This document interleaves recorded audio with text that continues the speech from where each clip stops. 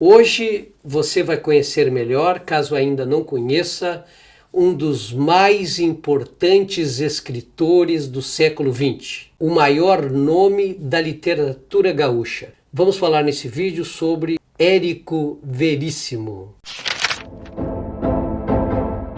Quero salientar que não vou me deter aqui nas obras do autor.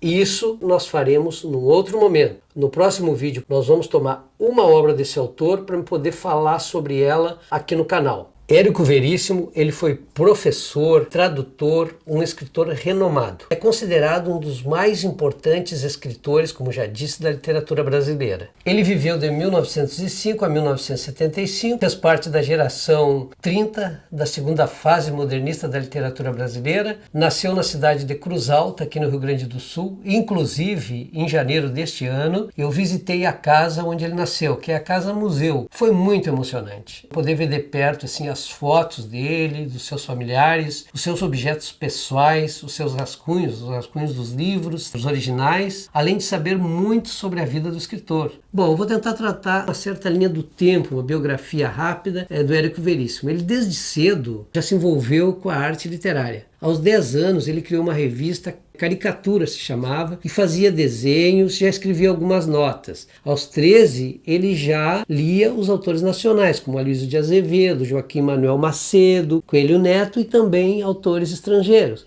Tem o exemplo do Walter Scott. Durante o tempo que ele trabalhou no armazém do seu tio, Veríssimo escreveu sobre obras, por exemplo, de Euclides da Cunha, Machado de Assis, e tomou já um grande gosto pela música lírica. Em 1919, ele publicou seu primeiro texto, Um Conto de Natal, na revista Cruz Alta, em revista. Neste ano, ele começou a escrever contos já para jornais e revistas com relativo sucesso. E aí já tinha decidido levar a vida de escritor.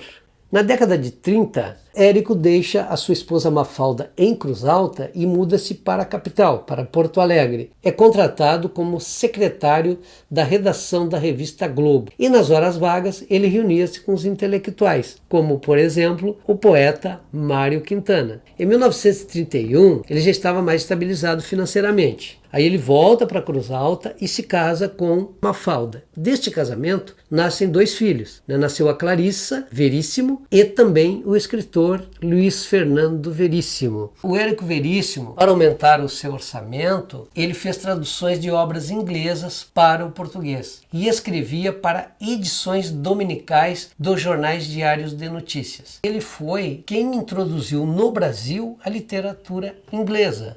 Em 1932, Érico lançou seu primeiro romance, Clarissa. Em 1938 é publicado seu 5º livro, esse livro que alcançou repercussão nacional e internacional, chamado Olhai os Lírios do Campo. Aliás, foi o livro mais vendido do autor e que o elevou à categoria de escritor profissional. A editora Globo, na época, ela promoveu uma ação pioneira. Fez uma tiragem inicial de 62 mil exemplares. Na sequência, as vendas aumentaram ainda mais. Os seus primeiros livros que ficaram muito conhecidos foram Fantoches, Música ao Longe, Um Lugar ao Sol, As Aventuras do Avião Vermelho, Caminhos Cruzados e o próprio Olhai os Lírios do Campo.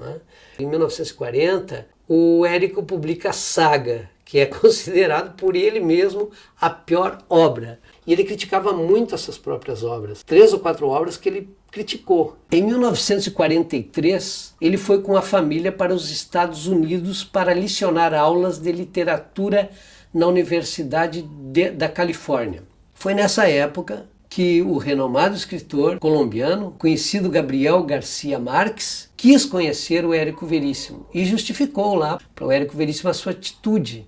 Ele disse que Érico Veríssimo teria sido aquele que inspirou ele a escrever a sua consagrada obra 100 Anos de Solidão. Bom, a partir de 1947, Veríssimo passa a escrever e publicar sua obra-prima, a trilogia O Tempo e o Vento. São mais de 2.200 páginas, dividida em 3 volumes. O autor levou praticamente 15 anos de trabalho para concluir a trilogia. aliás, que é considerada como um símbolo regionalista e é a obra mais expressiva do autor, que o consagrou definitivamente como um dos maiores escritores brasileiros. Inclusive, há quem diga que existe o Érico Veríssimo mais maduro, depois dessa obra, e o Érico Veríssimo anterior a ela, digamos assim. No primeiro volume, O Continente, saíram alguns personagens primordiais e bastante populares, como Ana Terra e o Capitão Cambará.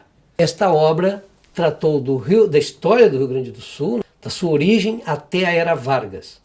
Na década de 50, Érico escreve o seu segundo volume de O Tempo e o Vento, intitulado O Retrato. Esta obra foi descrita pelo próprio autor como pior ainda que a primeira obra, a saga. Em 1957, em Porto Alegre, o Érico Veríssimo tenta mais uma vez escrever o seu último volume de O Tempo e o Vento, chamado Arquipélago, e acaba narrando a sua viagem que fez ao México. Outra tentativa de finalizar o arquipélago ocorre em 1958 e foi infrutífera. Esta série literária complexa, considerada por alguns críticos literários como uns dizem que é romance histórico, que ficou popularmente conhecida por ter sido transformada em filme que nós conhecemos. Na década de 1960 e 70, por exemplo, em 61, o Érico sofre já o seu primeiro infarto. Em abril de 58, ele já tinha tornado público que ele tinha um problema de coração. Após repouso absoluto, ele volta a trabalhar na obra O Arquipélago, quando decide viajar à Grécia com a esposa Mafalda. Em 1962, Érico entrega o Arquipélago pronto para ser publicado.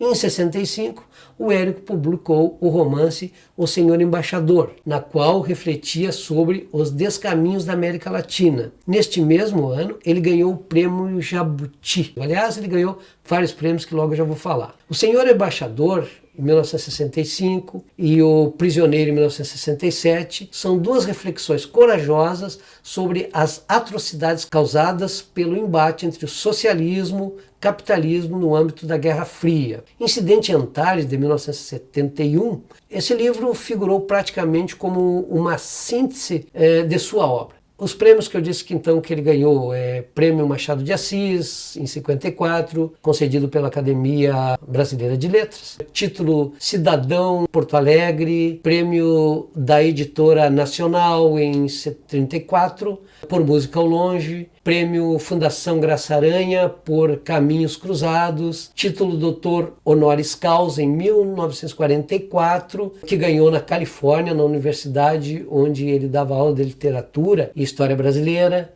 Em 1965, ele ganhou o prêmio pelo livro O Senhor Embaixador, o prêmio intelectual do ano, troféu Juca Pato.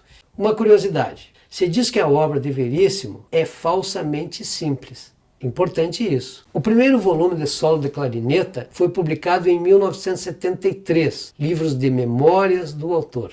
Érico Veríssimo morreu de infarto fulminante em 28 de novembro de 75 na cidade de Porto Alegre. Nesse momento ele escrevia o segundo volume de solo de clarineta. Esse livro foi organizado por Flávio Loureiro Chaves e foi publicado póstumamente em 1976. Carlos Drummond de Andrade, que era amigo pessoal do Érico Veríssimo, assim como Clarice Lispector também era, o Jorge Amado e etc. E quando Veríssimo morreu, então Drummond escreveu um poema simples e comovente dedicado ao amigo que partiu. Esse poema chama-se A Falta do Érico Veríssimo. Vocês podem encontrar na internet. Quanto a questões políticas, há muita controvérsia e ambiguidade. Se ele era de esquerda, se era de direita, se era liberal, enfim, há várias discussões a respeito disso. Tem uma frase de Veríssimo que diz o seguinte: quando escrevo, não pergunto a que grupo ou partido político vou servir. Não permitirei que usem o meu nome em benefício de qualquer manobra política, seja ela burguesa ou comunista.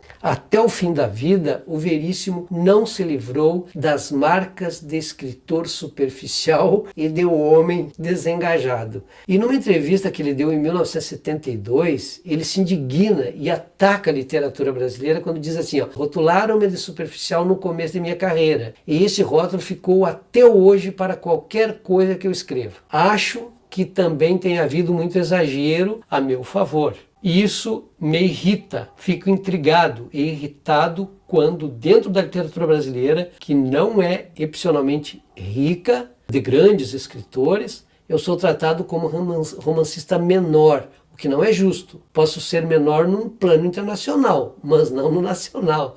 Veríssimo recusou, inclusive, o título de doutor honoris causa oferecido pela URGS, sob a justificativa de que jamais aceitaria honrarias de uma instituição que perseguiu inúmeros estudantes e professores. E no próximo vídeo eu vou escolher, como já disse, uma das obras do Érico Veríssimo para discutir aqui com vocês. Então eu quero trazer a obra tratando dela, né, da sua narrativa, da sua história, dos personagens, enfim, tá bom? Então aguardo vocês no próximo vídeo. Combinado?